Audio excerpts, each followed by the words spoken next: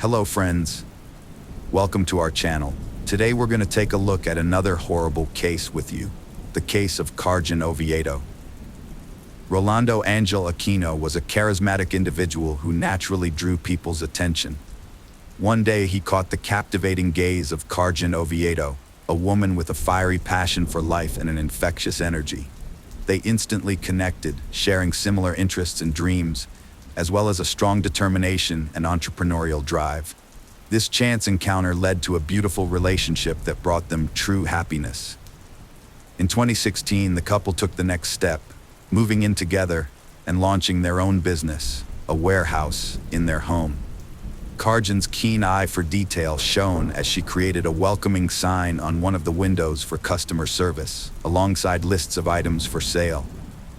This was their pride and joy, a small but thriving venture. The people of Mañata watched this happy and driven couple with admiration and curiosity, wondering who they were and how they achieved so much. While many knew Carjan from her childhood, Rolando remained an enigma, with his past in Bolivia remaining a mystery to all. Rolando not only co-ran the business with Carjan, but he also worked at the Galeen Fair, where wholesale fruit sales took place. From the outside, it seemed like they had found their perfect life together, but even the strongest relationships can be put to the test. One day, Rolando was shocked to find Carjan in the car with another man. His initial reaction was anger, and in that moment, he almost destroyed the car's interior. Their picture-perfect relationship crumbled in a matter of minutes. However, Rolando decided to forgive and continue their relationship, choosing to move forward with the one he loved. To outsiders, they still appeared to be the ideal couple, capable of overcoming any obstacle together. Rolando Angel Aquino, born in 1987 in Bolivia, is an enigmatic figure. The exact date of his arrival in Argentina remains unknown, like many other aspects of his life. As the eldest of 7 children, Rolando learned the importance of family bonds and hard work from a young age. He dreamed of a happy family filled with joy and laughter. In his youth, he met Carolina Chavez, with whom he had a son. Despite their difficulties, the couple remained on good terms. Later in life, Rolando had a second son, Elias, with Soledad Guardio. Although his relationships with Soledad didn't work out, Rolando remained a devoted and caring father to his children. He maintained a warm relationship with the mothers of his children and stayed in touch with them. Rolando was a physically fit man who prioritized his health from a young age. He played sports and soccer for the local team to stay active.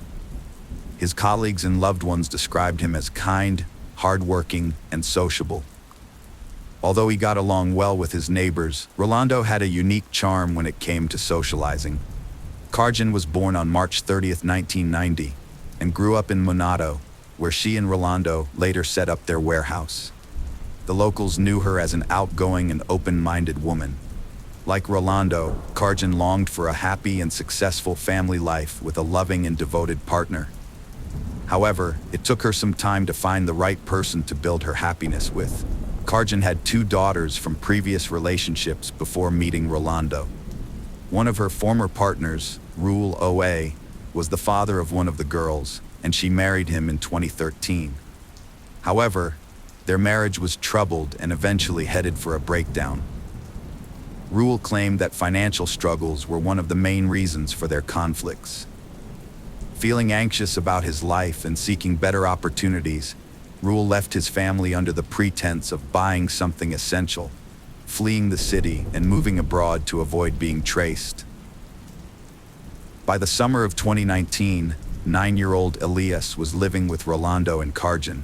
They had made plans to spend quality time together in the coming months. However, on the morning of July 12, 2019, Rolando found Elias unwell when he went to wish him good morning before leaving for work. Concerned, Rolando took Elias to the children's hospital to see a pediatrician. After an examination, the doctors determined that Elias's condition was critical, and he was rushed to the intensive care unit. Despite the best efforts of the medical staff, Elias tragically passed away shortly after arriving at the hospital.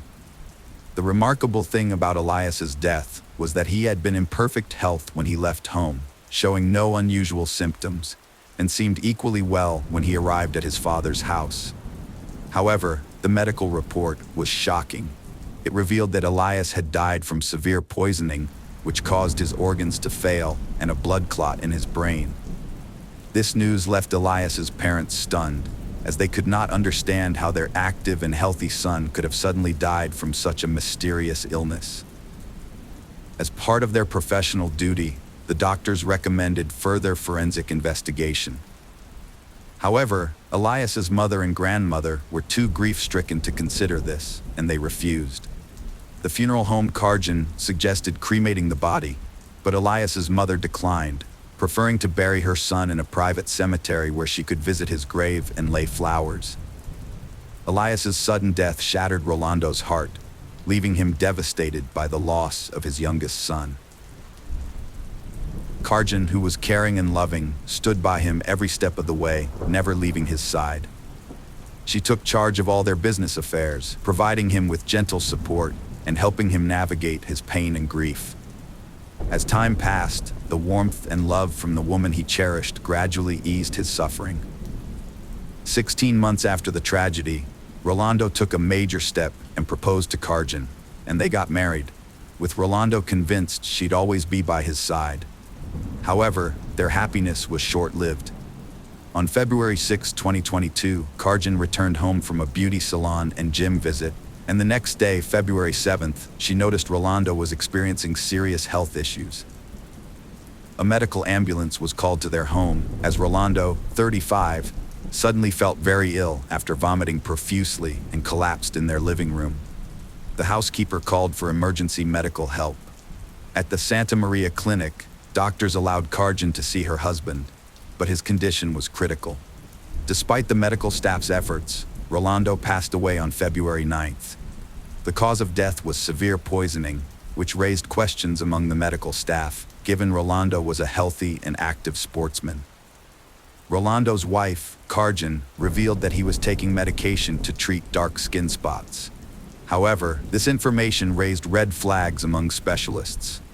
Upon further investigation, tests disclosed an abnormal amount of calcium oxalate crystals in Rolando's system, a telling sign of ethylene glycol poisoning, a key ingredient in car antifreeze. The sudden and mysterious death of Rolando sparked a high-priority investigation by the authorities. The prosecutor's office launched a thorough inquiry into the neighborhood where the Aquino couple resided. Neighbors became crucial witnesses, reporting that Karjan had frequently administered her husband unknown medication. They knew she used these drugs to attend a party without her husband. Nevertheless, neighbors also expressed concerns about Rolando's son, leading investigators to consider the possibility that Karjan intended to sedate her husband temporarily, rather than kill him. The Technology Crimes Unit officers' findings completely dismissed the idea that Rolando's death was accidental. They requested forensic examinations and questioned Karjan, Rolando's wife, thoroughly. However, during the interrogation, Karjan's responses were contradictory. The officers asked her to identify the substance she had given her husband before he died, and she claimed it was a skin blemish remedy that she had administered through an IV. When they asked her to produce a vial of the solution, Karjan said the housekeeper, Claudia Cortez, had already thrown it away. But when the officers interviewed Claudia, she denied Karjan's statement about the discarded vial. Claudia also revealed that she had overheard a conversation between the couple in which Rolando expressed dissatisfaction with his medication. Karjan was detained, and her cell phone was seized as part of the investigation. The news of Rolando's death shocked his family, friends, and teammates. Those who regularly visited the Aquino couple's warehouse and other locals were also stunned. Everyone struggled to understand what had happened and why the family's father had died so suddenly.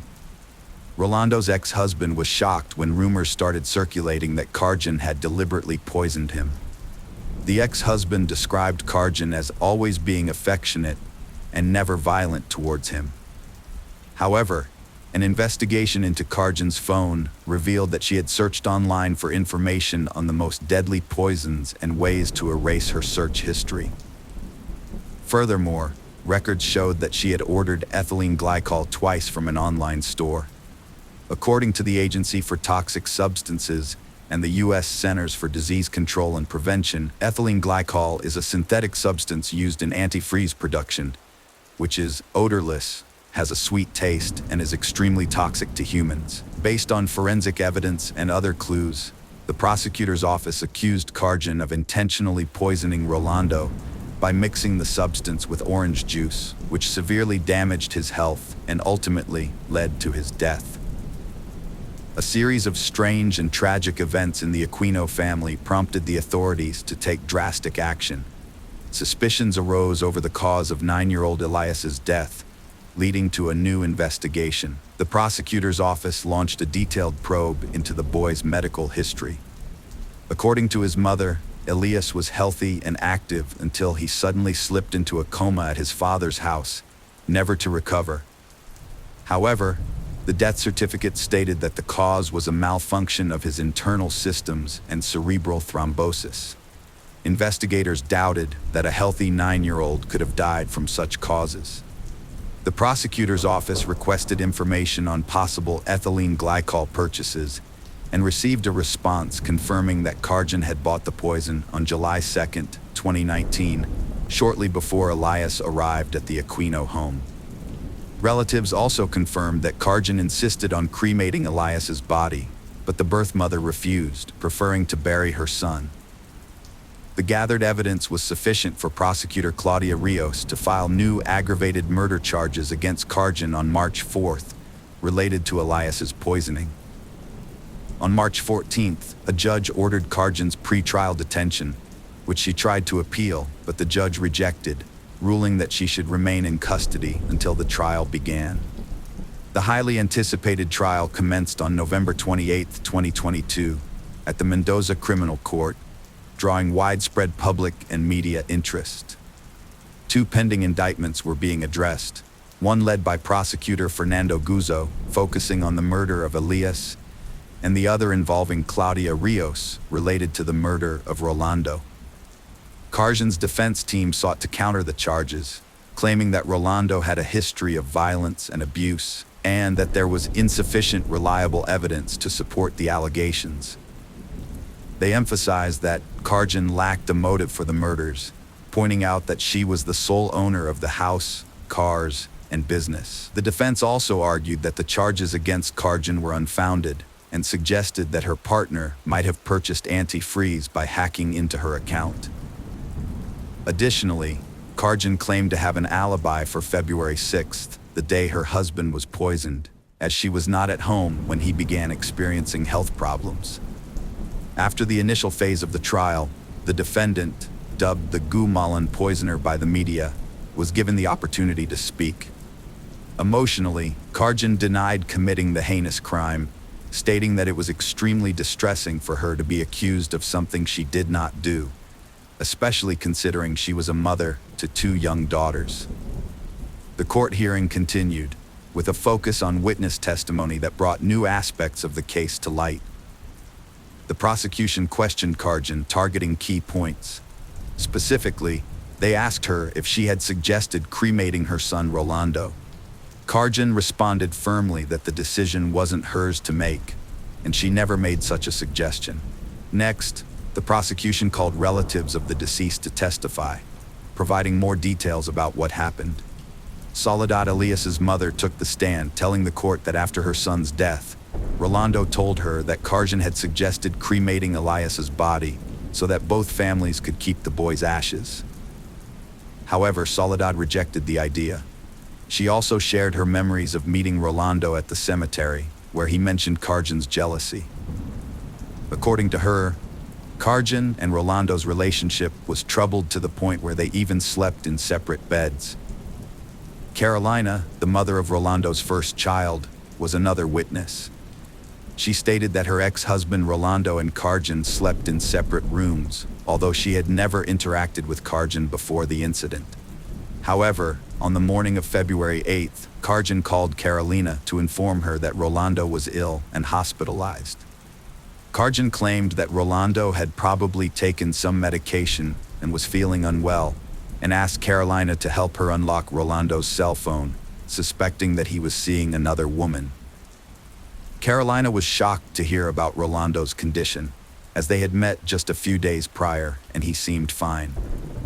When she arrived at the hospital, Karjan was already there, talking to the doctors. Carolina was not allowed to enter, so she waited outside. As she was leaving, Karjan told her that everyone else had left, which made Carolina suspicious. She demanded an explanation from the doctors, who told her that Rolando had lost consciousness and was not responding to treatment. Carolina then complained to the hospital secretary and later spoke to Karjan, who claimed that Rolando had taken medication for skin blemishes, which caused an allergic reaction. According to Karjan, the medication bottle was no longer available because the housekeeper had thrown it away. The accumulation of these details only served to deepen the mystery surrounding this complex case. As the trial progressed, medical professionals and experts took the stand to present crucial forensic evidence, as well as the findings of a comprehensive psychological examination. This new evidence shed light on previously overlooked details that had gone unnoticed until then. Dr. Ivana Marinelli, a pediatrician at the hospital, recalled Elias's hospitalization in July 2019. At the time, Elias was rushed to the hospital with severe breathing problems and required immediate intubation. A CT scan revealed a severe blood clot in his brain. Elias received intensive care, and Dr. Marinelli confirmed that his symptoms matched those of ethylene glycol poisoning. These symptoms included impaired consciousness, restlessness, and eventually a coma, accompanied by a blood clotting disorder. Despite the medical team's best efforts, Elias's condition deteriorated, and at 5 p.m. on July 12th, he suffered cardiac and respiratory arrest. Medical personnel, including his father, attempted to resuscitate Elias for 50 minutes, but unfortunately, all efforts were in vain, and he was pronounced dead at 6 p.m. The jury reviewed the results of Karjan's psychological evaluation, which was conducted at the request of the prosecution. The experts' findings indicated that Karjan was dishonest and hid the truth, projecting an image of decency while actually being cold and cruel. Notably, a psychological examination was conducted shortly after her husband's death, but it revealed no emotional impact from the loss, raising questions about her sincerity and reinforcing her portrayal as a self-centered woman. The examiners also detected signs of hidden hostility and impulsive behaviors in Karjan. The prosecutor questioned Karjan's claim of being a victim of gender-based violence, as she had described in her testimony. This information collectively painted a detailed psychological portrait of the defendant. After weeks of tense anticipation and continuous court proceedings, the trial finally reached its conclusion. The packed courtroom was filled with people, their eyes fixed anxiously on the jury and the judge, awaiting the verdict that would bring justice to this complex and tragic case. The prosecutor asked the jury to convict Karjan, emphasizing that the evidence pointed to her as the mastermind and perpetrator of both murders. She bought ethylene glycol, got rid of the packaging, and made it look like regular juice. As a result, her loved ones suffered and died without her assistance. The prosecution and the plaintiff urged the jury to deliver a unanimous guilty verdict, insisting it was the only way to achieve justice. They wanted Karjan to be convicted of murder with evidence of extreme cruelty. In contrast, the defense argued that there wasn't enough evidence to prove their client's guilt beyond a reasonable doubt. They claimed that a person's character, good or bad, doesn't necessarily determine their involvement in a crime, and that for their client, the deaths of Rolando and his son were a devastating tragedy. Despite the defense's arguments, Karjan joined the notorious ranks of Argentine criminals who poisoned their victims. After a lengthy silence and a tense wait for the verdict, the jury delivered their decision. In a unanimous verdict, they found Karjan guilty of murdering Elias and committing the crime with exceptional cruelty. Additionally, they convicted her of Rolando's aggravated death, which was caused by an insidious procedure. Karjan, dressed in black with white beads around her neck, remained expressionless as she heard the verdict. The jury's guilty verdict resulted in her receiving a life sentence in prison. Karjan, the defendant, attempted to evade punishment for the treacherous murders that shocked society and left many unanswered questions. Her plan to cremate the victims' bodies may have been her final attempt to avoid the punishment she deserved. Nevertheless, the court and jury remained unmoved by her tactics and delivered a just verdict. Why did Karjan kill her loved ones? This question remains unanswered, a mystery that continues to baffle. On the surface, she had everything one could ask for to be happy. Yet perhaps the root of her motive lay hidden in the recesses of her own soul, driven by jealousy, self-interest, or an inflated sense of pride. Despite the heinous nature of her crime, Karjan refused to acknowledge her guilt, leaving the true motives behind this dark act unclear. Now, as Canova faces a lengthy prison sentence, she will have ample time to reflect on the dark forces that may have consumed her, ultimately destroying not only her own life, but also those around her. This tragic tale serves as a poignant reminder that even in the closest of relationships, terrible secrets and mysteries can lurk beneath the surface, and that true love and loyalty must always be our guiding principles. Welcome back, detectives. Let's dive into another horrible case. The case of Carrie Ann Jopek. Carrie Ann Jopek was born on August 17, 1968, in Milwaukee, Wisconsin, a large city with a population of over 500,000. Her parents, Carolyn and Robert, divorced when she was very young. Shortly after, her mother remarried a man named Frederick Toussaint. The family lived in downtown Milwaukee along with 2 daughters, the youngest of whom was named Maggie. Carrie grew up in a loving family and had a close relationship with Frederick, whom she considered her biological father. She did not know of her biological father's existence, as he did not communicate with her. Carrie was well educated and had everything she needed. She was friendly and kind, which helped her make many friends, including older teenagers. However, during her teenage years, Carrie's personality began to change, leading to conflicts with her mother and stepfather. When she discovered that Frederick was not her biological father, she became very angry with her parents. She often used this information against him in arguments. Some relatives described Carrie as stubborn, while others thought she was simply going through a challenging period in her life, especially since she was only 13 years old at the time. On March 15, 1982, Carrie was allowed by her parents to stay overnight at her friend Marcia's house. Since both girls were in 7th grade, they went to school together the next morning, March 16. However, because they were in different classes, they could only see each other at lunchtime. Carrie was upset because her teacher had reprimanded her for arguing with another student who had spilled paint on her. The teacher then contacted Carrie's parents to report Carrie's behavior and truancy. The teachers suggested that Carrie's mother pick her up after school to discuss her actions. However, Carrie's house was close enough to the school, so her mother allowed Carrie to walk home by herself. Carrie was upset. She knew her mother and stepfather would probably scold her, so she didn't want to go home. Her friend comforted her, and they parted ways after school. Although reluctant, Carrie had to go home because she lived only a few blocks from school. Normally, it would only take her 3 minutes to walk home, but that day, she never returned. It is important to note that the 1980s in America were generally a safe time. People trusted each other, and crime rates were low compared to today.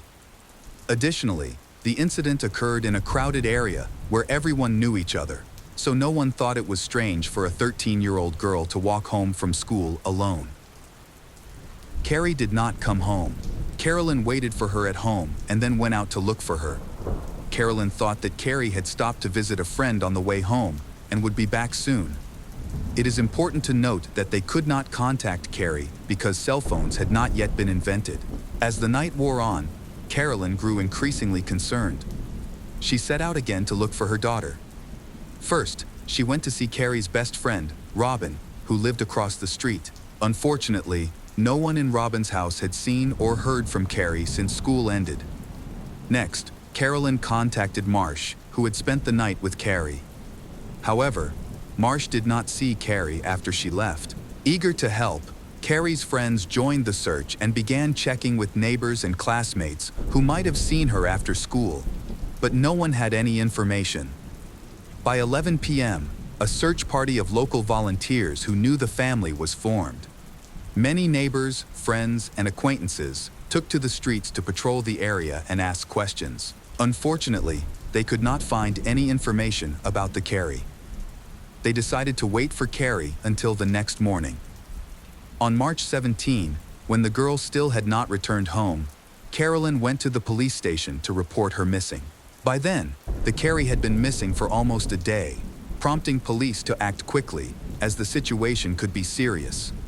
Initially, the primary theory was that Carrie had run away, as she was known to be a difficult teenager who sometimes skipped classes and often spent the night at friends' houses. Police thought that Carrie was simply spending time with friends. However, after interviewing all her friends, they realized this was not the case. None of them had seen Carrie after school, leading them to conclude that something must have happened to her on her way home. They then began questioning residents living along her route that day, but these inquiries yielded no useful information. None of the residents had seen Carrie or noticed anything unusual. The police discovered that Carrie had been upset with her family after learning that her stepfather was not her biological father. Police believed this revelation might have driven her to search for her biological father, whom she could have gone to see that day. By this time, a day had passed since Carrie left school, and there was still no news about her. The police located her biological father, Robert, who lived in a different area of Malak, hoping she might be with him. Unfortunately, when they contacted him, their hopes were dashed. Robert explained that he had been at work all day the previous day and had not seen Carrie. A thorough inspection was carried out at the house of the Carrie. Police searched through all her belongings for clues, but found nothing significant. Consequently, the search for the missing person continued. A day after her disappearance, there was still hope that the teenager was alive. However, the critical window for finding a missing person is 48 hours, after which the chances of a successful rescue decrease significantly. Therefore, the police needed to act quickly. During the investigation, the police focused on Johns, who lived just a few houses away from Carrie's family. John was 17 at the time and had developed a close relationship with Carrie. The police learned that he had a rebellious personality and a history of legal trouble, including convictions for petty theft and selling marijuana. Despite their 4-year age difference, John showed an interest in Carrie, which raised concerns. The police decided to investigate further and brought John in for questioning. John adamantly denied any involvement in Carrie's disappearance, claiming that he had not even seen her that day. The police were unable to gather any useful information during their questioning, and there was no solid evidence against John. As a result, he was released. The police then turned their attention to her stepfather, Frederick. In these cases, the perpetrator was often someone close to the victim, and cases involving stepfathers were not uncommon, which added to their interest in him. The police looked closely at her family, especially the relationship between Carrie and Frederick. They discovered that the two had recently been fighting, a change from their previous relationship. Frederick attributed the turmoil to Carrie's adolescence, believing that her hormones had made her more irritable and prone to anger over small matters. Despite this, he maintains that he would never harm her. An anonymous witness reported some details regarding her stepfather, Frederick. They mentioned that the day after Carrie went missing, Frederick poured a new concrete slab in the backyard. The witness suggested that this may have been Frederick's way of disposing of the body by burying it underneath the concrete slab. This information seems suspicious and should be investigated. The concrete slab was examined using ground-penetrating radar, and no suspicious voids were detected. When the area beneath the slab was excavated, it was found to be empty. The yard was well maintained, showing no signs of recent digging. The police decided to conduct a second round of questioning with the Carrie's friends, focusing on the possibility that she might have run away with a boyfriend. Although Carrie never mentioned having a boyfriend to her parents, the police speculated that she may have kept this relationship secret. However, her friends firmly denied this possibility, insisting that Carrie was not in a relationship with anyone. The police tried to collect evidence, but it is important to note that forensic science in the 1980s was not as advanced as it is today. At that time, there was no DNA testing, trackable cell phones, cameras, or GPS technology. This made finding evidence more difficult. As a result, the police could not find any clues. Carrie seemed to have disappeared without a trace. Lack of evidence then caused the case to stall. The police did not have a strong motive for Carrie's abduction, nor could they find a suspect. To raise public awareness of their daughter's disappearance, Carrie's parents turned to the media for help. They appealed to anyone with information about Carrie to come forward, but still, no leads came. The investigation was stalled due to lack of evidence. More than a year later, on September 2, 1983, a mysterious body was found in the John family home. The contractor was repairing the back porch. He leveled the ground and dug up a significant amount of dirt. While doing so, he noticed a foul odor coming from a pile of disturbed dirt. Upon inspection, he discovered human remains. The contractor immediately called the police. Everyone believed the remains to be those of Carrie. The body was then subjected to dental records analysis to determine the identity of the remains. All members of John's family were questioned. During his police interview, John denied any involvement and requested a lawyer. A year earlier, the police had lacked substantial evidence to charge or detain him, so they released him but continued to view him as a suspect. The remaining members of John's family have denied any involvement in the murder. The medical examiner investigated Carrie's cause of death and discovered severe injuries to her head and neck. She had significant internal bleeding with lacerations on her left side. These injuries suggested that she had been attacked by someone else, leading to the case being classified as a homicide. Unfortunately, the autopsy was unable to provide enough information to determine whether rape had occurred. Carrie's body was found in her friend John's backyard, but this does not mean that he was responsible for her death or that he buried her there. Witnesses said that on the day she disappeared, there was a party at John's house. Police had to piece together the case from scratch, with few clues to follow. And so much time had passed since the party that it was difficult for those who were there to remember what happened. Several teenagers were interviewed about the party at John's house. Some claimed they were there but could not remember any details.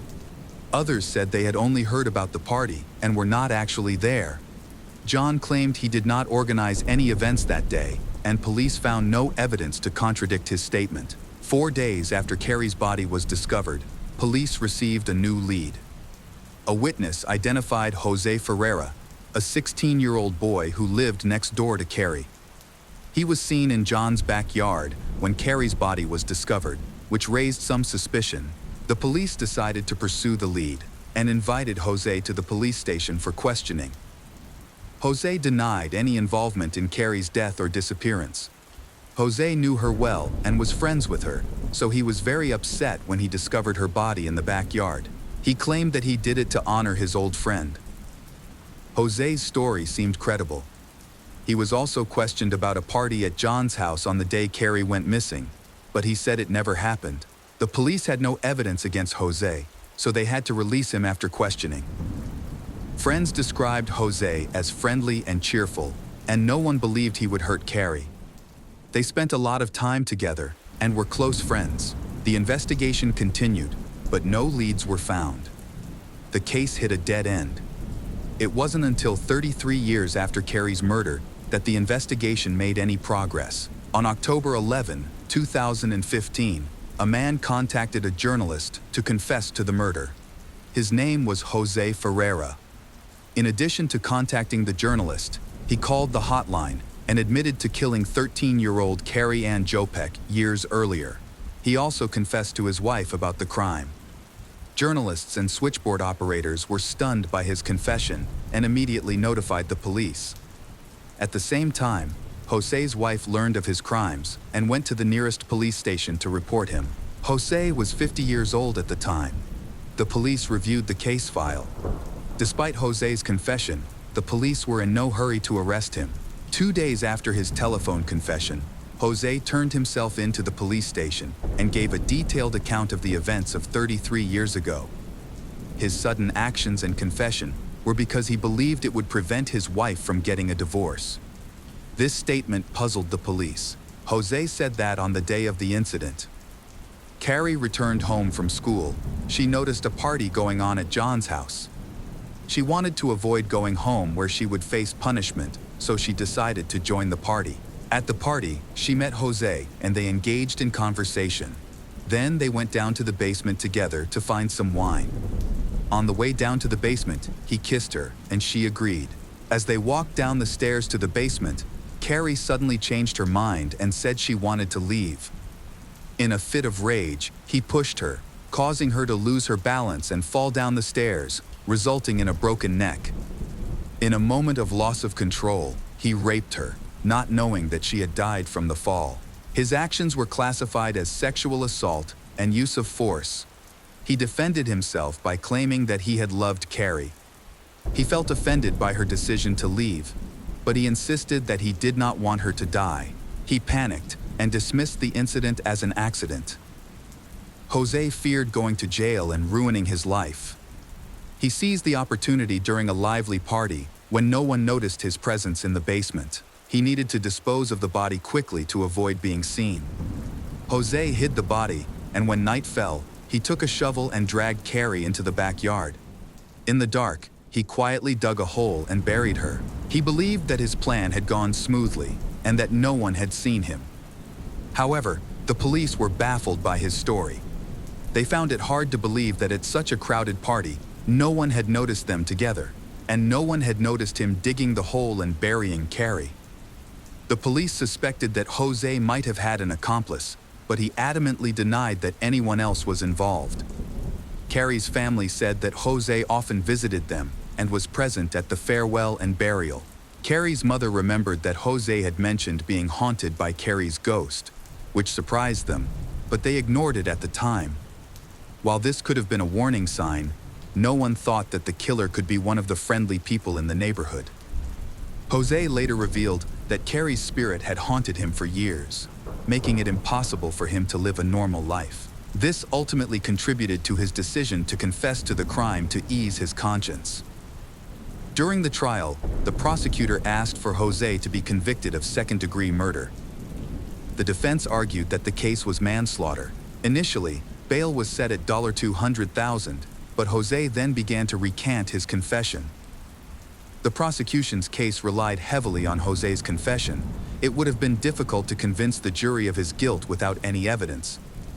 Ultimately, the prosecution offered a plea deal. In March 2017, Jose Ferreira agreed to plead guilty to sexually assaulting Carrie, which reduced his prison sentence to 7 years. The final sentence was handed down 35 years after Carrie was murdered. In 2022, Jose was released from prison and moved to the nearby town of Glendale, Wisconsin. He was listed in a police database as a potential sex offender and placed on supervision. Carrie's family expressed outrage that the man who murdered and raped a 13-year-old girl was released after only 7 years. He now lives a quiet life, as if nothing had happened, and as if he had not taken an innocent life. Hello again, true crime fans. We've got another mysterious case to explore. The case of Jessica Knott. Jessica Knott was born on June 22, 1986, in Allamont Springs, Florida. She grew up in a loving family with her parents, an older brother, and a younger sister. Her father worked in construction and often traveled to other states for work, so her mother mainly took care of her and her siblings. Throughout her childhood, Jessica was a cheerful and active girl who loved playing outdoors with her friends and siblings and had a special love for animals. On April 5, 1996, when Jessica was 9 years old, her family planned to visit her grandparents for Easter. While her mother packed for the trip, her father went to the store to buy some vacation items. Jessica asked her mother if she could go to the yard to wait for her father to return. Her mother agreed but told her to stay in the yard and not wander off. The family's apartment complex was located in a quiet area, surrounded by many trees and away from the main road. The neighborhood was considered safe, and children often played outside without regular adult supervision. However, when Jessica's father returned home around 6 p.m., he asked his wife where Jessica was, and she was surprised to learn that Jessica was not in the yard as she had thought. The parents searched the yard but couldn't find their daughter Jessica. Growing increasingly worried, they started asking neighbors if they had seen Jessica. A neighbor reported seeing Jessica sitting on a bench, reading a book, but this information yielded no results. As night began to fall and Jessica was still missing, her parents contacted the police. The police quickly began search operations, questioning neighbors and canvassing the surrounding area. Despite their best efforts, they were unable to find Jessica, forcing the police to expand their search to nearby streets. A few hours later, the police received an unexpected call from an unknown number. The caller's voice was distorted by background noise. But the police determined that Jessica might have been near a water pumping station several miles from her home. When the police arrived at the water pumping station, they witnessed a horrifying scene. Jessica's body was discovered near the pumping station, hidden in a black trash bag. This location was only a few meters from the road, but the pumping station was located under a bridge, making it nearly impossible to detect. Next to the body were some magazines and a children's mirror. The police quickly identified the victim as Jessica Knott and handed her body over to the medical examiner for further investigation. Investigators turned their attention to tracing the 911 call, which they believed was made by the killer. Their goal was to use the call to identify the killer. However, the call was made from a public phone at a nearby gas station, and when the police arrived, the perpetrator had already fled. Detectives tried to take fingerprints, but it was a difficult task because this was a public phone booth, which likely had many fingerprints from different users. In addition, it was possible that the killer had wiped the phone clean after calling or had worn gloves to avoid leaving fingerprints. Further investigation revealed that Jessica may have been killed elsewhere and her body moved to the water pumping station. Evidence on the ground showed that the killer pulled the body out of the car, then put it in a trash bag and dragged it to the water pumping station. Jessica's clothes were still intact, except for a missing shoe, which was not found at the scene. The only potential clue at the crime scene was tire tracks on the ground. There was a possibility that they belonged to the killer's car, so the police took photos and analyzed the prints. Meanwhile, a medical examination of the body showed that the victim died from strangulation, with marks on the face and neck indicating the killer used bare hands. An autopsy showed that Jessica had eaten a hamburger shortly before her death. Her mother said she did not give Jessica a hamburger that day, suggesting the killer may have provided her with food. Additionally, forensic experts found no evidence of sexual assault, leaving the killer's motive unknown. Initially, police had suspected Jessica's parents of being involved in her disappearance because they had not had a solid alibi. Jessica's mother had claimed that she had packed up the apartment, and her father had claimed that he had been out shopping, so they clearly had had the opportunity to commit the crime. The police had been confused as to how the killer had been able to get Jessica out of the yard without anyone noticing or her screaming, leading them to believe that the killer might have been someone Jessica knew and trusted, and she might have voluntarily left with them. The killer's voice on the 911 call had provided another clue. In the recording, experts had detected feelings of grief and remorse, suggesting that the killer had truly felt remorse for his actions. The fact that the killer had taken the risk of calling 911 suggested that they might have been trying to minimize guilt or manipulate the investigation. However, the obvious sadness in the killer's voice had led investigators to believe that the killer had likely been remorseful for his actions. The investigation had reached a turning point when police had found a roll of black garbage bags in the trunk of Jessica's father's car, similar to the bag used to dispose of the victim's body. However, expert examination had shown that the bags had come from another manufacturer, eliminating Jessica's father as a suspect. The focus of the investigation had then turned to other suspects. Forensic experts had conducted a thorough examination of the victim's clothes and body, thereby obtaining many clues. One notable discovery had been that there had been a significant amount of dog hair on Jessica's clothes, even though her family had not owned dogs. This suggested that the dog hair might have come from the perpetrator's dog. Additionally, human hair of an unidentified man had been found on Jessica's body, and experts had been working to extract the DNA profile from the sample. However, this process had taken several days. Further examination had revealed two strange fibers on Jessica's clothes that experts had analyzed and determined likely had originated from car seat covers and carpets. This finding had supported the theory that Jessica had been killed at a location other than the water pumping station and then transported there by car. To determine the breed of dog that had shed hair on Jessica's clothes, experts had used the FBI's specialized database, which contained microscopic photos of hair from many different dog breeds.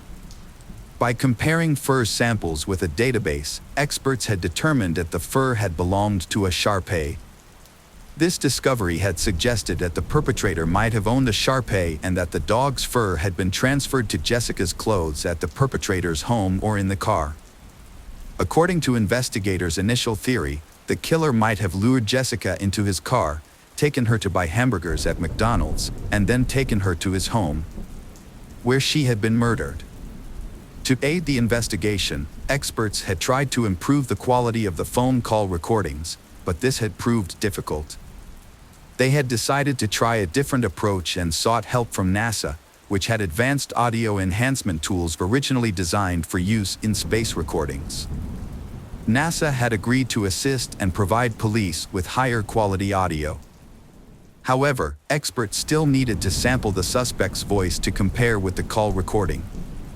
Detectives had suspected that the killer might have known Jessica, so they had played the call recording for her mother, hoping she could recognize the voice. At first, she had said the voice was familiar but couldn't place it. When she had heard it a second time, she suddenly had realized that the voice belonged to a neighbor who had lived in their complex. Although she couldn't remember his name, she had told detectives that he often had taken his Shar-Pei for walks in the yard. Police had quickly identified this man as James Crow, 35 years old. Hours after Jessica had disappeared, investigators had questioned her neighbors, including James Crow. James had told them that he had seen Jessica in her yard while walking his dog, Pumpkin, a Shar-Pei. They had exchanged a few words and then he had left. Detectives had looked into his past and had found no history of criminal activity.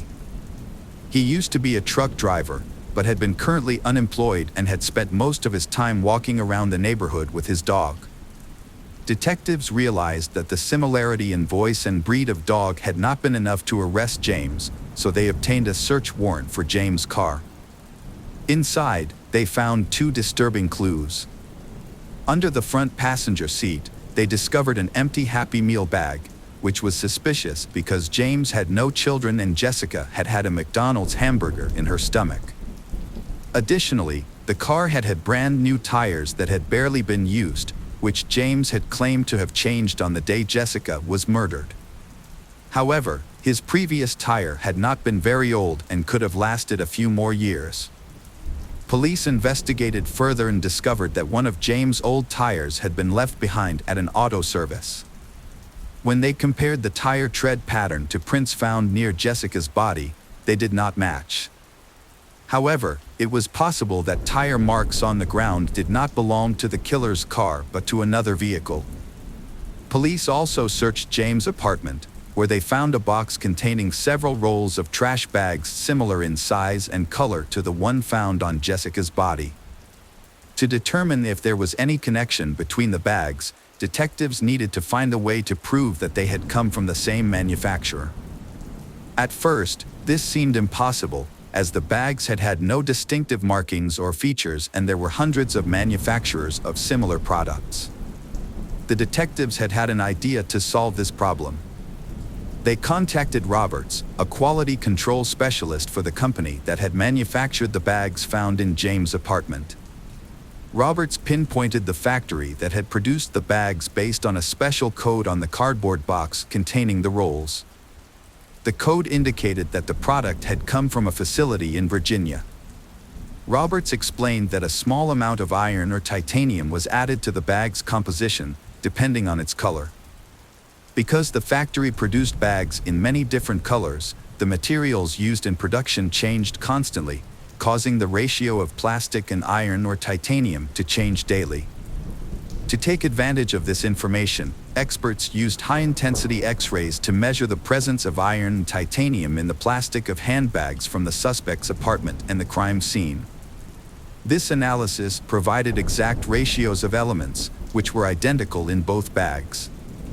This suggested the bags had been made on the same day and possibly from the same batch. However, there was more to the story than that. During the production of garbage bags, microscopic debris accumulated on the machine and imprinted on the plastic sheets as they were rolled out. This created a unique stripe pattern on each bag, visible to the naked eye. Even though the debris on the conveyor belt was constantly changing, creating a new pattern every few hundred feet of fabric, the results were consistent enough to provide another possible lead in the investigation. The similarity of the bags suggested that not only had they been produced in the same batch, but they had also been produced within a short time frame, perhaps just a few hours apart. Comparison of the bags from the suspect's apartment and the crime scene revealed a striking match in the lines and patterns on the bags. On further inspection, experts showed that the bags had been rolled into bundles by machine, which could have created irregularities during the rolling process. Although these irregularities were hardly noticeable, they could be detected by examining the edges of the bag, where the folds formed a unique pattern. Upon re-examining the bags, experts discovered that the pattern on the bags at the suspect's apartment matched the pattern at the crime scene. Further analysis also revealed that fibers found on Jessica's clothing had matched the carpet in James' apartment and the upholstery of his car seat. An audio expert had also analyzed the 911 call recording and compared it to James's voice sample, concluding that the voice in the recording belonged to James. Although the evidence was only circumstantial, detectives still believed in James' involvement in the case and decided to arrest him. James was taken into custody, and the prosecution announced its intention to seek the death penalty. Despite James continuing to deny guilt, the case still went to trial. The prosecution presented its theories, highlighting James' frequent outdoor activities with his dog, which had earned him the trust of local children, including Jessica. According to police, James had met Jessica while walking his dog and had struck up a conversation. He offered to take her to McDonald's, and she agreed because she knew him. After the meal, James allegedly invited Jessica to his home. While his wife was away, evidence had shown that Jessica was actually at James's house that day, as fibers from his living room carpet were found on her clothes. The investigation revealed that James might have tried to attack Jessica, but something went wrong. Forensic evidence indicated that the killer had strangled Jessica with their bare hands and pressed their palms against her face, possibly to silence her if she tried to scream. Panicked, the killer then placed Jessica's body in a trash bag and transported it to their car without arousing suspicion from the neighbors. The killer dumped her body near a water station, called 911 from a nearby gas station, and returned home. During the preliminary hearings, James's attorneys attempted to defend the evidence, arguing that there was no concrete proof of James' guilt. Although the judge accepted the evidence, the defense pointed out that in murder cases, the standard of proof is higher and more direct.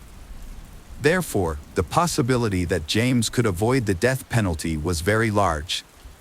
A plea agreement was offered to James based on the circumstances surrounding the case. The deal required him to plead guilty to second-degree murder and accept a sentence of 40 years in prison without parole, thereby avoiding the death penalty. 2 years after the murder, in the summer of 1998, James accepted the deal.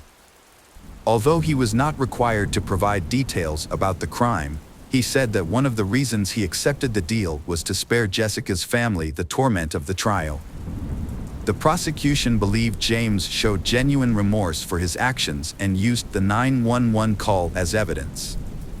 The purpose of the call was unclear, but it suggested James was trying to alleviate his guilt. However, Jessica's parents were not satisfied with this deal because they had hoped for the death penalty and wanted James to confess to the crime. Despite this, James remained silent about the details of his actions. James did not fully serve his sentence. He died in November 2011 at the age of 49 from health problems, taking with him details of his crimes and motives. Hello, crime enthusiasts. Are you ready for another chilling investigation? The case of Adrienne Shelly. Adrienne Shelly, whose real last name was Levine, was a well-known actress, director, and screenwriter. She was born on June 24, 1966, in Queens, New York, USA. From a very young age, she displayed a natural talent for acting. Her parents noticed her abilities early on and supported her by enrolling her in various theater programs and acting classes. By the age of 10, Adrienne began attending one of the most prestigious art centers, where many notable actors, including Robert Downey Jr. and Natalie Portman, had studied. It was there that Adrienne discovered her passion for performing. At the age of 11, she landed her first major role as the lead character in a musical, an experience she later described as the beginning of her journey toward success. Despite increasingly love acting, she is still a normal teenager, likes to spend time with friends and easily make friends thanks to her outward personality. At the age of 12, Adrienne faced a devastating loss when her father, Sheldon, suddenly passed away.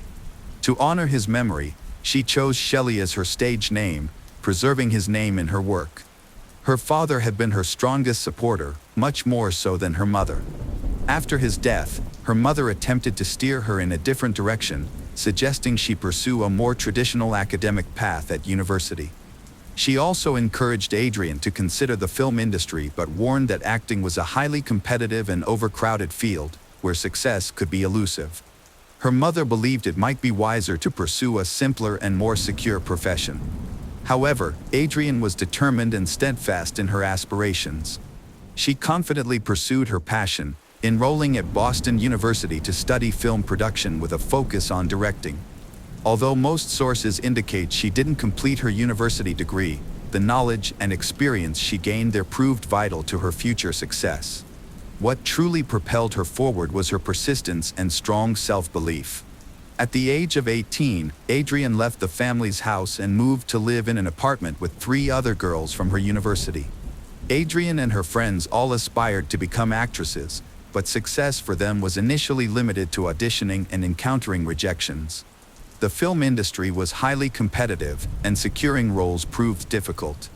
Despite these challenges, Adrienne remained determined to establish herself in cinema. She spent her free time taking small roles as an extra in films, which was enough to cover her living expenses. In 1989, a turning point came when she met film director Hal Hartley. He offered her the lead role in The Unbelievable Truth, marking the official start of her acting career. Her relationship with Hartley blossomed, and she became his muse, burning roles in several of his films. This recognition extended beyond New York to Hollywood, where she gradually built her reputation in the U.S. film industry.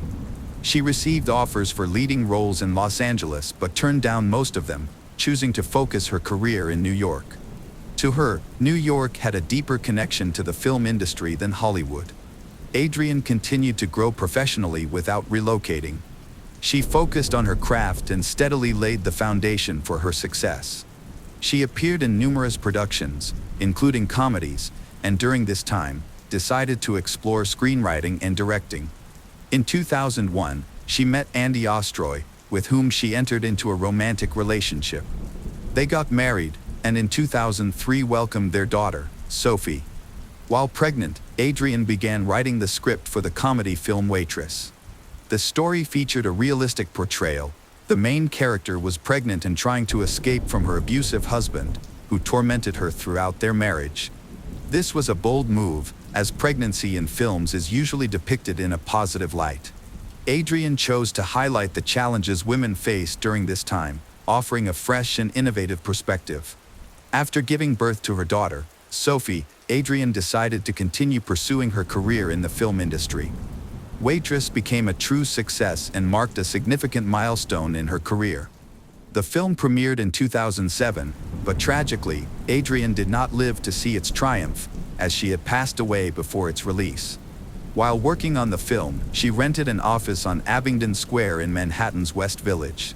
It was a simple apartment where she often worked alone. For her, this space was a personal sanctuary, offering a sense of safety amidst her creativity. Adrian crafted a unique atmosphere in her work environment, showing great care and reverence for her improvised studio. She approached her work with meticulous attention to detail, one that visitors often remarked was almost excessive.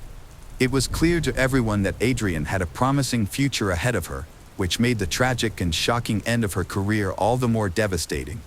November 1st, 2006, started as a typical day for Adrian and her family. She woke up early to prepare for work in her office, while her husband, Andy, and their daughter, Sophie, followed their usual morning routine. Andy, an actor and producer, took Sophie to kindergarten and then headed to work, dropping Adrian off at her workplace along the way. Throughout their relationship, Adrian and Andy maintained the habit of staying in regular contact during the day, frequently calling each other to share updates. This tradition had remained unbroken for years. However, on November 1st, Adrienne's silence was startling. She didn't call Andy and failed to answer any of his calls, which was completely out of character for her. Andy wasn't initially worried. He understood how devoted Adrienne was to her work and assumed she might be tied up, especially since she had planned to start several new projects that day. He figured she was deeply engrossed and decided not to disturb her over minor issues. Andy worked through the day until evening, but when he wrapped up his shift and called her again, she still didn't answer. By this point, her lack of communication was unusual. Adrienne typically made time to reach out during her busy periods or at least send a quick message.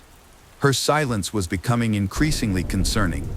Around 5:30 p.m., Andy picked up his daughter from kindergarten. Adrienne was still unreachable, and his concern deepened. Her behavior was unlike her. Normally, she would have checked in or let him know if she was occupied. Worried, Andy decided to drive to her rented office, a habit he often practiced on gloomy days like this due to the poor weather in New York. He tried calling her again to arrange a pickup time but received no response. By now, he couldn't shake the unsettling feeling that something was wrong. Andy took his daughter, Sophie, to her grandmother's house and asked the grandmother to watch Sophie while he went to the office. Without a spare key to the building, he approached the doorman upon arrival, hoping to gain access with a duplicate key. The concierge refused to give Andy the key due to strict building policies, prompting Andy to suggest they go upstairs together. The doorman was familiar with Adrienne, as she was a celebrity, and recognized her husband as well. He mentioned that Adrienne hadn't left the building all day, which was unusual because her work should have been finished, and she should have been preparing to leave. The concierge agreed to Andy's suggestion, but when they reached the floor, they realized the keys weren't needed. The door was unlocked.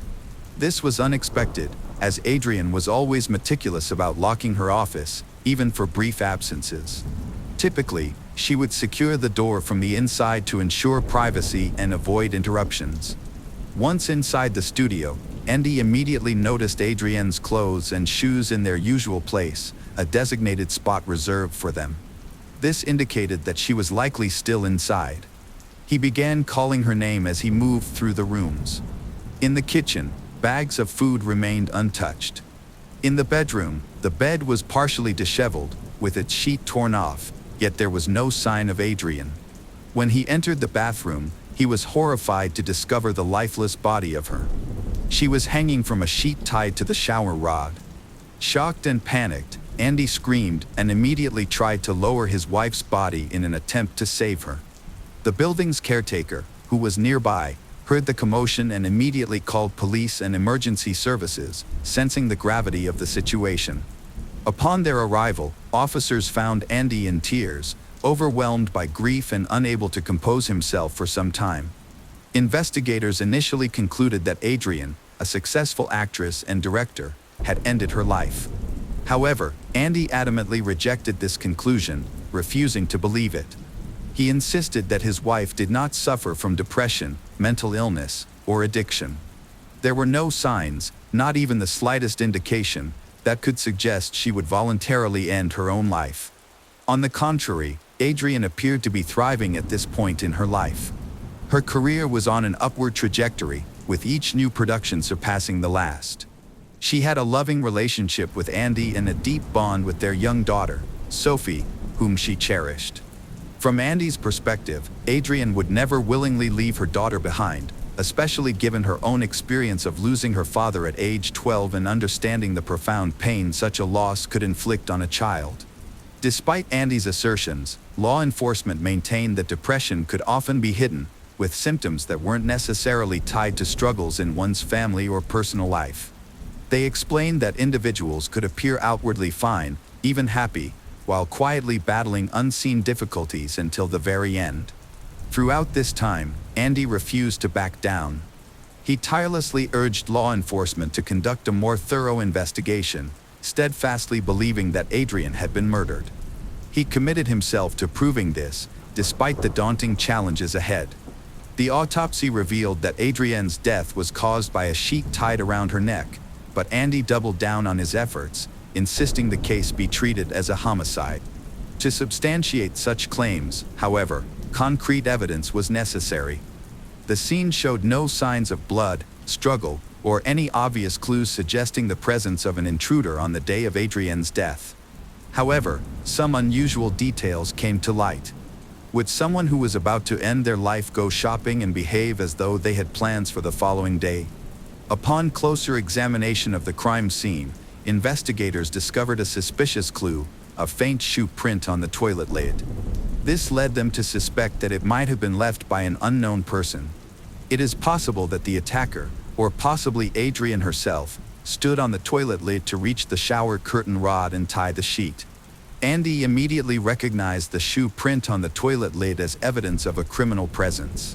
He explained to investigators that Adrienne kept her office very clean. Adrienne had installed a special closet and cabinet near the entrance, requiring everyone to remove their shoes or boots before entering. Walking around the apartment in footwear was strictly forbidden, and Adrienne would become extremely upset when this rule was violated. Therefore, Andy firmly believed that the shoe print could only have been left by someone who entered the studio without her permission. Adrienne's fastidiousness regarding cleanliness was well known among her close friends and family, all of whom confirmed it during interviews with detectives. Upon realizing the connection, investigators scrutinized the shoe prints, paying close attention to the tread pattern and size. Their findings supported Andy's claims. The print did not match the shoes worn by either him or his wife. Furthermore, fingerprints were discovered on the shower rod that did not belong to Adrienne. While it appeared that someone had tried to wipe them away, the effort had been incomplete, leaving traces for investigators to uncover. Adrienne's close acquaintances were investigated, but none of them had shoes matching the traces found. Furthermore, their fingerprints did not match those recovered from the scene. Analysis of the residue on the toilet lid revealed it was chalk or a similar type of dust, typically uncommon in homes or offices without ongoing repairs. Detectives speculated that the traces might belong to someone employed in the construction or renovation industry. Initially, they theorized that Adrienne might have scheduled a repair appointment for that day. However, there was no evidence or information to support this theory. Adrienne would have informed her husband if she had made such arrangements. In reality, everything in the studio was in perfect condition. She had no need for the services of a contractor. Detectives investigating the case remembered a remarkable detail. When Adrienne was found dead in her studio, someone reported hearing noises that sounded like hammers and drills. Initially, the police were skeptical about this detail but decided to investigate further. It turned out that renovation work was indeed taking place in the apartment directly below Adrienne's studio. The apartment owner, who had no connection to Adrienne and didn't even know her, confirmed that workers were present on November 1st, completing the final stages of the renovation. He himself was not present in the apartment at the time because the construction company needed access to tear down walls and install new partitions. This detail intrigued the detectives, as such work generates significant dust capable of leaving white marks. The apartment owner granted them permission to inspect the site, where they found substantial dust samples, which were subsequently sent to the lab for testing. Laboratory results confirmed that the dust matched the residue found in Adrienne's studio, indicating that at least one worker from the renovation had entered her office. Detectives then contacted the general contractor at Bradford General Contractors to identify the workers who had been on site during that period. At this stage, investigators encountered difficulties due to the company's practice of cutting costs by hiring workers who were not officially employed. This was common in the United States at the time, especially with the influx of migrants. Many workers were undocumented and lacked proper visas. However, following a period of investigation, the individual overseeing the project verified the list of everyone present at the apartment on November 1st. Among them, the most suspicious was Diego Pilco, a 19-year-old who had recently arrived in the U.S. from Ecuador. Upon his arrival, he started working for Bradford to save money. Initially, he planned to use the earnings to repay a debt in his native Ecuador, which had helped finance his journey to the United States. Diego's behavior drew attention. He often appeared anxious and acted strangely. He was still working for Bradford when investigators tracked him down. They brought him to the police station for questioning, where detectives got straight to the point. Diego was directly asked about Adrienne's murder. Surprisingly, he did not deny it. Instead, he confessed almost immediately upon entering the office. He explained his account of the incident, repeatedly stressing that it had been accidental. He insisted he was not a bad person but was struggling with severe financial difficulties and had acted out of desperation. Diego revealed that on November 1st, he was working in the apartment below Adrienne's studio alongside several other laborers, completing the final stages of the renovation. The demolition of walls created substantial noise, which was expected given the nature of the work. About an hour into their tasks, Adrienne became upset with the loud noise. Frustrated, she angrily shouted that the noise was interfering with her ability to focus. Diego felt her behavior was condescending, as if she were implying her work was more important than theirs. She demanded the workers stop making noise, but Diego considered this unreasonable, as demolishing walls could not be done quietly. The young workers calmly explained the situation to Adrienne. However, she refused to listen. She entered the apartment and began yelling. Frustrated, Diego grabbed a hammer and threw it in her direction. Miraculously, she dodged the tool. She then started shouting even louder and threatened to call the police. With that, she left the apartment and headed upstairs. Worried about the possible consequences of his actions and fearing deportation, Diego followed her, desperately pleading for her not to involve the authorities. Adrienne was furious and ignored his pleas. Once she arrived at her studio, Diego grabbed her sleeve, still begging her not to report him. She may have interpreted his actions as an attack and began screaming. Losing control once again, Diego struck her in the face. Adrienne fell, hit her head, and stopped moving. Convinced that she had died from the blow, Diego panicked. He locked himself in the office, overwhelmed and unsure of what to do next. Adrienne remained still and did not get up. Eventually, Diego realized he had killed someone and decided to cover up the crime. He took a bed sheet and staged the scene to make it look like Adrienne had voluntarily ended her life. This was the initial version of his confession, but the police did not believe his story. One key issue they identified was the absence of dust on Adrienne's shoes. If she had indeed entered the apartment under renovation, as Diego claimed, there would have been dust on her footwear. Moreover, Adrienne's shoes were discovered neatly arranged on a specially prepared cabinet, indicating that she had deliberately taken them off. This detail contradicted Diego's claim that there had been no time for her to take off her shoes or place them there. Another significant inconsistency was the lack of witnesses to Adrienne's alleged aggression. Although Diego claimed that she had come downstairs and shouted at the workers, none of them confirmed his statement. Additionally, neighbors in nearby apartments, who were present at the time, should have heard the commotion if Adrienne had caused a scene. However, none of them reported hearing anything. Detectives uncovered another crucial detail when Andy mentioned that her wallet contained no cash, a notable discrepancy, as she normally carried cash, preferring it over credit cards. She would routinely keep at least a couple $100s on her, sometimes more for various needs. This habit helped investigators identify a possible motive, an illegal immigrant seeking to profit from Adrienne's belongings. Moreover, forensic analysis revealed that the circumstances of her death did not align with Diego's initial confession. She had still been alive when she was hanged. Her actual cause of death was strangulation, with no evidence of a fatal head injury. Despite these glaring contradictions, Diego persisted in sticking to his story for a while, maintaining that Adrienne had initiated the conflict. However, under pressure from mounting evidence and inconsistencies, Diego's account began to change significantly.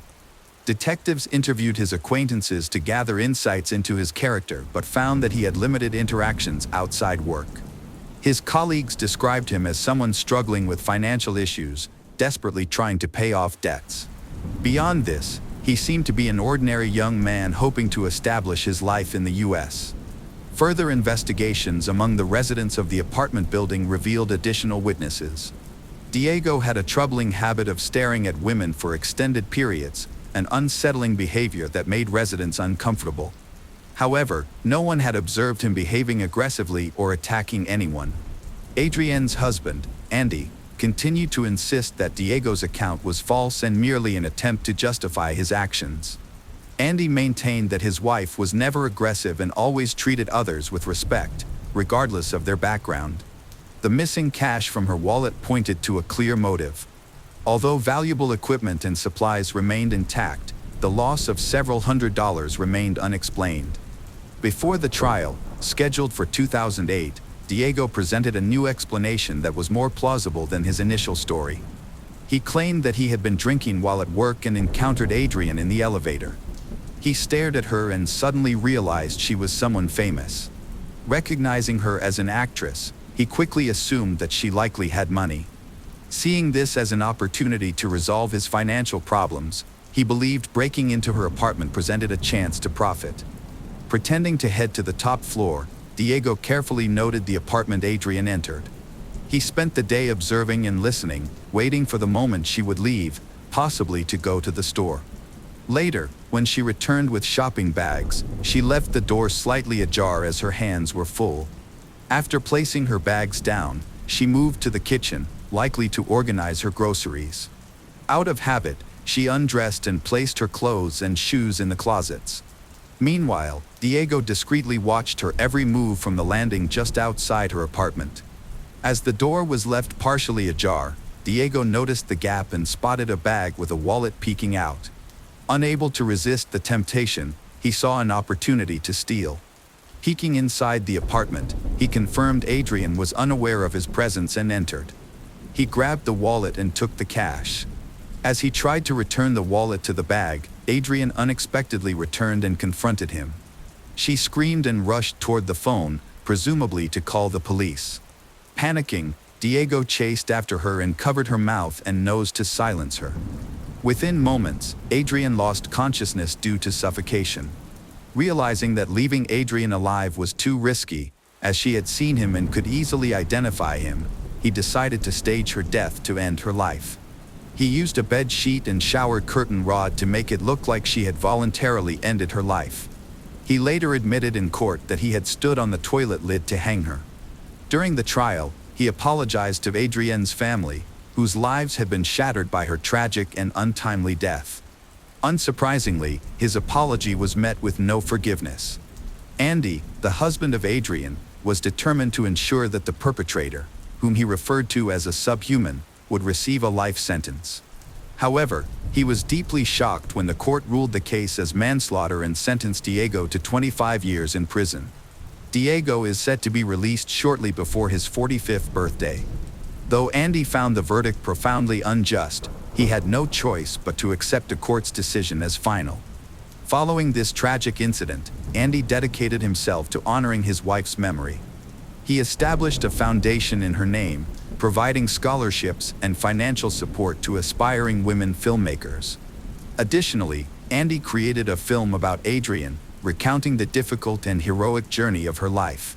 For the film's final scene, he personally met with Diego, who gave a brief interview and recounted his crimes on camera. Hello friends, welcome to our channel. Today we're going to take a look at another horrible case with you. The case of Marisela Botella Valadez.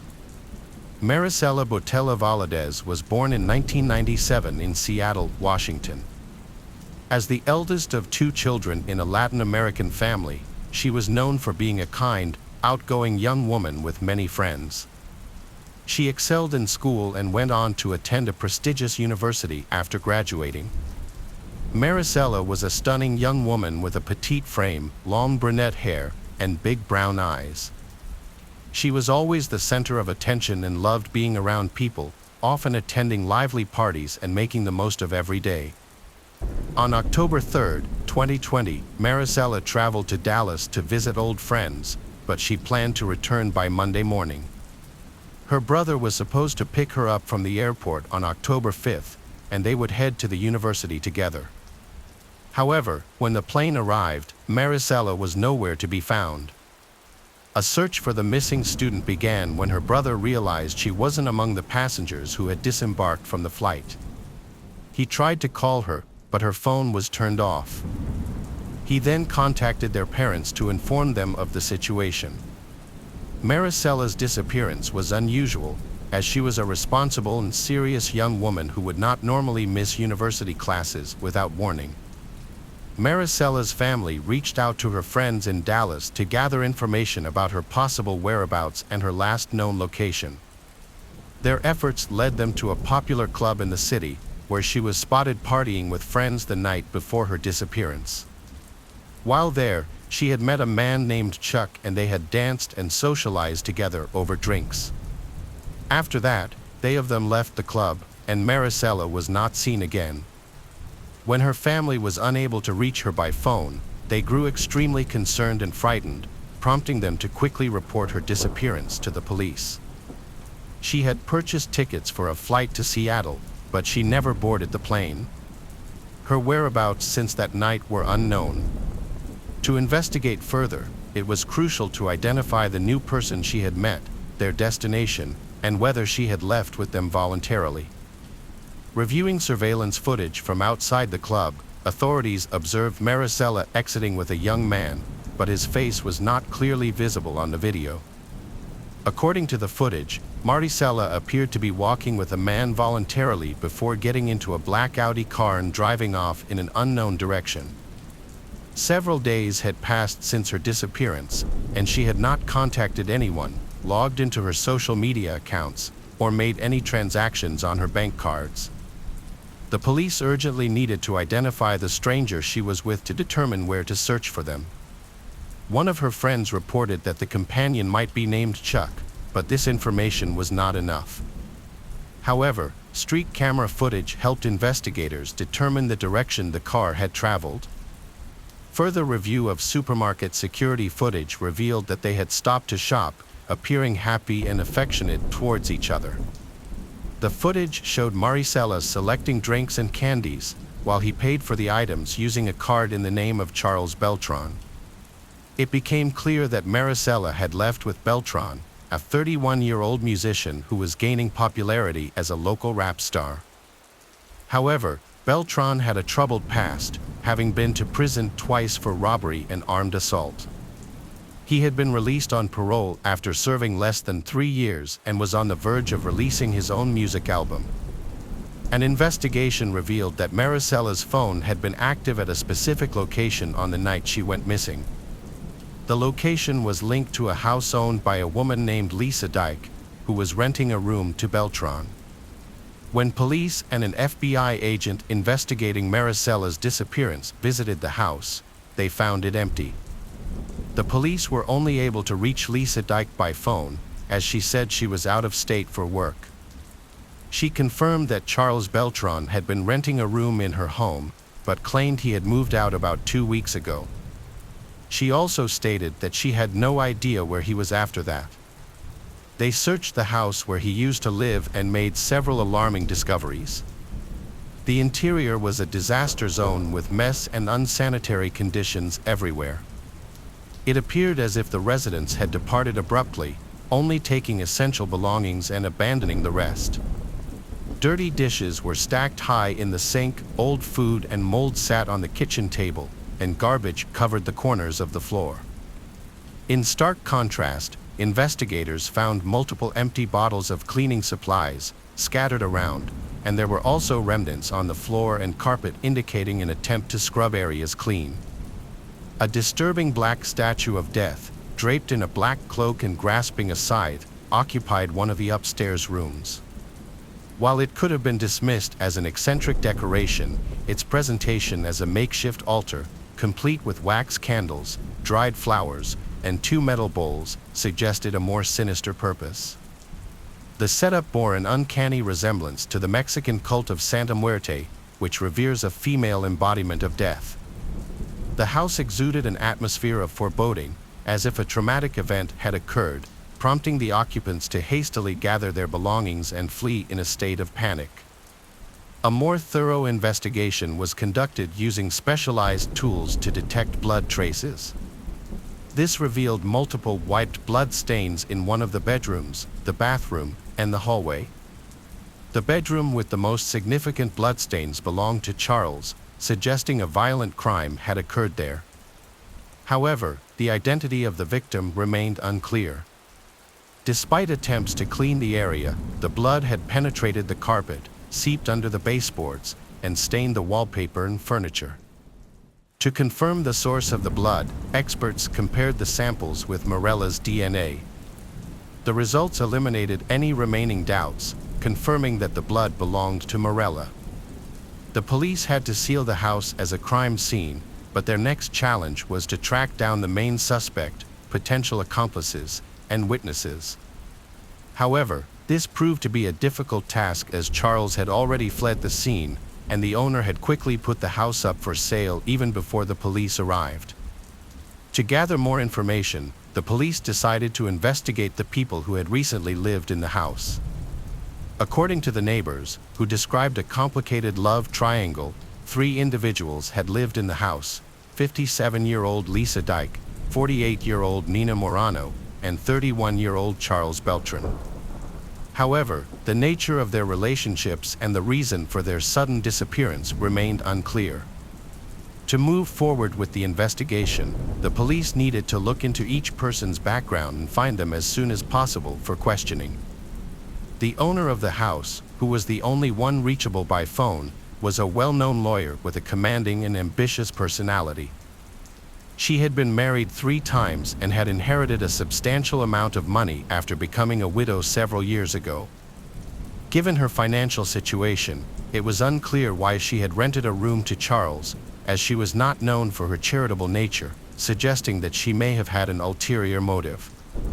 Charles Beltran, also known as Chuck, had big dreams of becoming a successful rapper.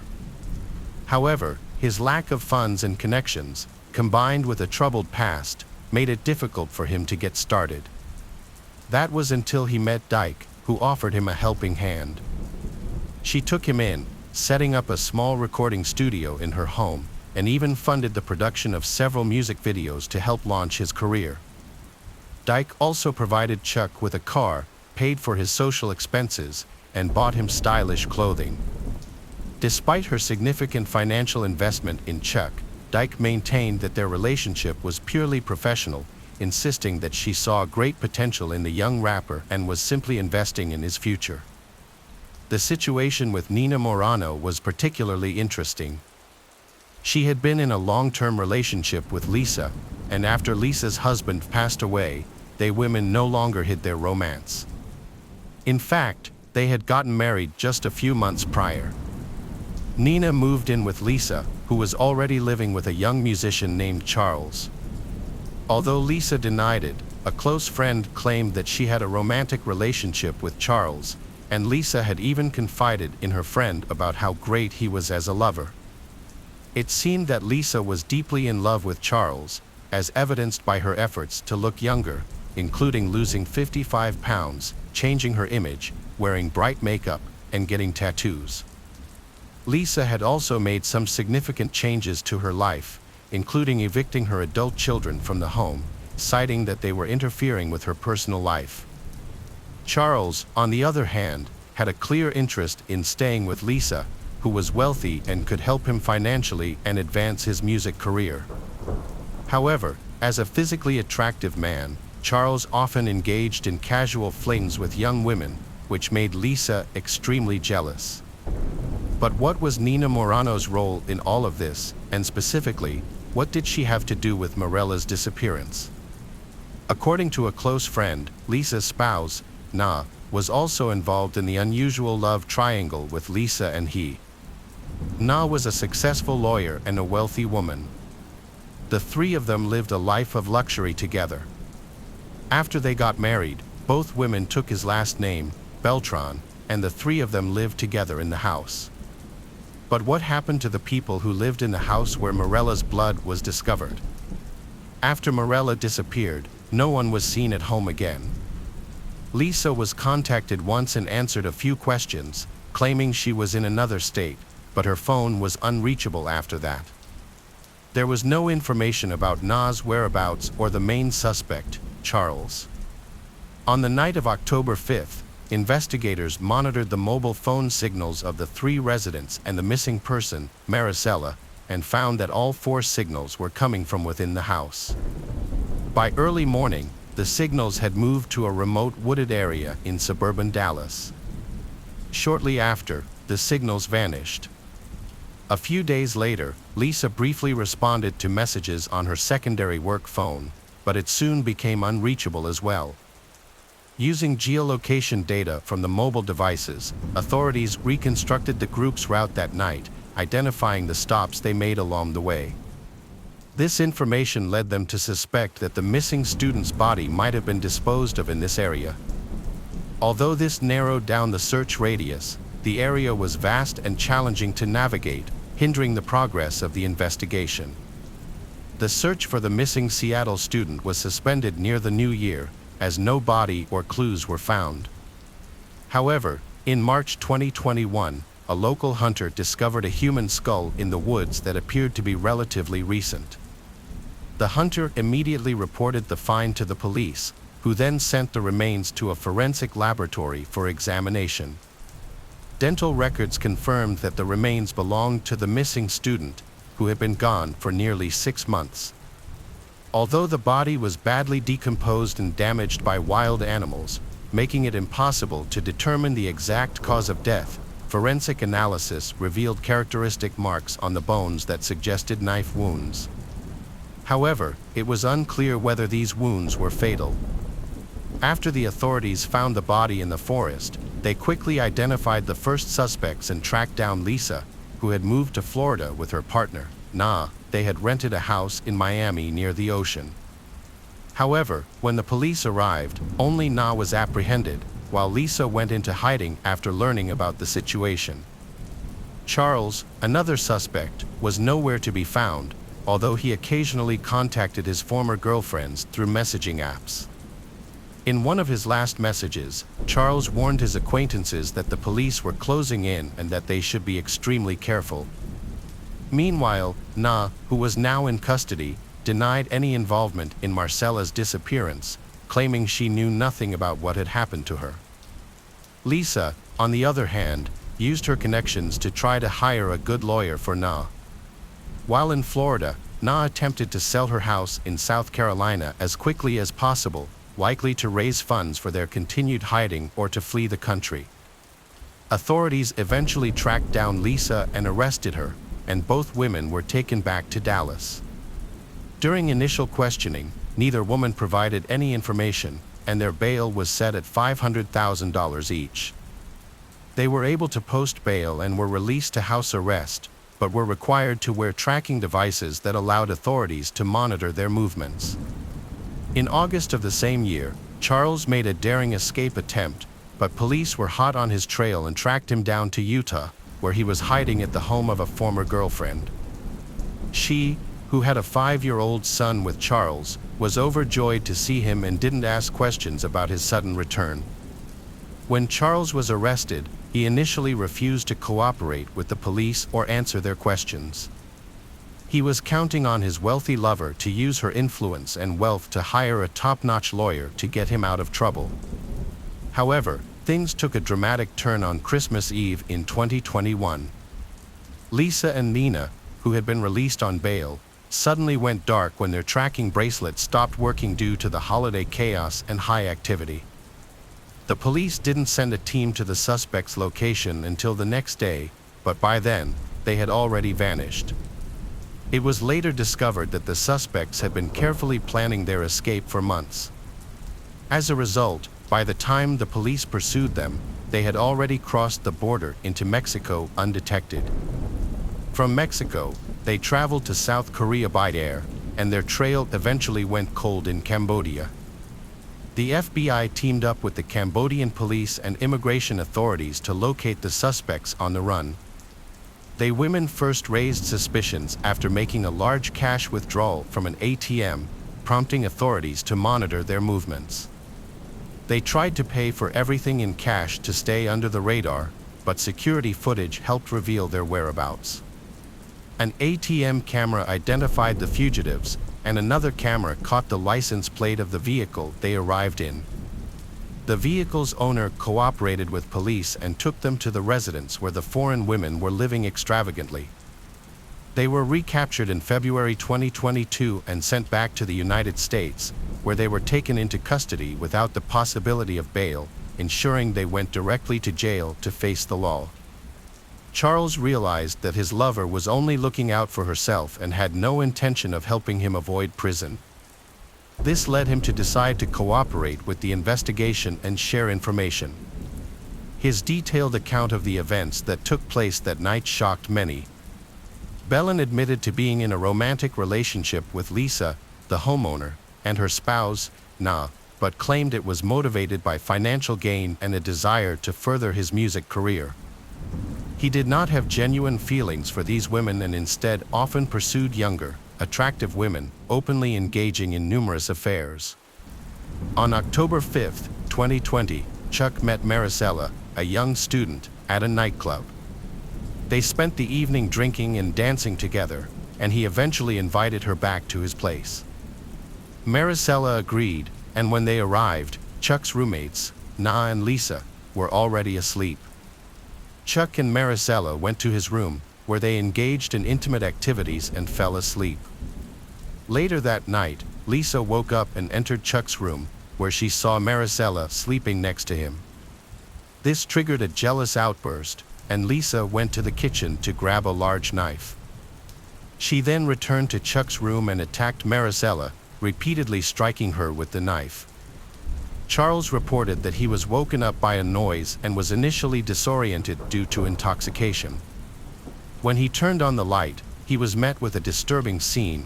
Maricella's body had fallen to the floor beside the bed, where she had lost a significant amount of blood. Na entered the room, and both Charles and Na stood there for a few minutes, failing to provide any assistance to the victim. Once Charles regained his composure, he realized that he might be blamed for the crime due to his prior record, and that his influential acquaintances might avoid punishment. He claimed that this is why he agreed to help dispose of the body and conceal the crime. Charles stayed with friends for several days and, upon returning to collect his belongings, noticed that the blood stains on the floor and carpet had almost completely disappeared. Lisa informed him that she and Na had taken care of everything and destroyed the evidence of the crime. The three individuals involved decided it was best to leave town for a while and observe from a distance what would happen next. Lisa Dykebell's defense team argued that she had no motive to harm she. According to her lawyer, Lisa's relationship with Chuck was purely professional, and she saw his music career as a valuable investment. She claimed that his personal relationships and interactions with others did not concern her. A key point made by her defense was that Lisa had recently gotten married to Moran and was happy in her relationship. However, it was unclear why she and her wife had decided to take the surname of their young lodger, Charles, after their wedding, despite claiming he was insignificant to them. During the trial, Lisa portrayed Charles as hot-tempered and cruel, especially when intoxicated, and stated that she feared him. Lisa's account of the events that night claims that Chuck brought a new woman home from the club, but their encounter turned violent when an argument broke out. Chuck allegedly grabbed a knife in a fit of rage. Lisa and Nina intervened, trying to separate them, but it was too late. Maricela was already dead. Chuck then coerced Lisa and Nina into helping him dispose of the body and clean up the crime scene, threatening to harm them if they didn't comply. However, a witness who testified in court, a friend of Lisa's, painted a different picture. According to the friend, Lisa was intensely fixated on Chuck and had often expressed a desire to get rid of any woman who got close to him. The friend suggested that Lisa's emotions got the better of her that night. The friend also mentioned a peculiar detail, a statue of Santa Muerte in Lisa's home, which was part of an improvised altar. Lisa had jokingly told her friend that she was into black magic and knew how to cast a spell to make a man loyal only to her. The ritual apparently did not work as planned, and she turned to using a knife instead.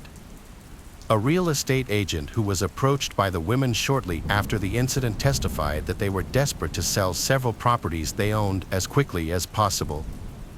They also wanted to put their home in Dallas up for sale, but were unable to do so while the investigation was ongoing because the house was a crime scene. The situation took a turn for the worse when the remains of she were found. At this point, Lisa and Nina were willing to sell the property at a significantly reduced price, just to get the money quickly. During the trial, the court considered Charles's full confession and his cooperation with the investigation. However, things took a turn for the worse for the fugitives after they attempted to flee to another continent. In March 2023, Lisa Dyke Beltran was convicted of a heinous crime against 23-year-old Maricela, as well as tampering with evidence and attempting to escape. She received a life sentence with no possibility of parole. Charles Beltran and Nina Moran, on the other hand, pleaded guilty and cooperated with the investigation. They were found guilty of concealing evidence. Nina received a 7-year prison sentence, but may be eligible for release in 3 years if she exhibits good behavior. Charles, who had prior convictions, was sentenced to 12 years in prison, with the possibility of parole after serving 8 years.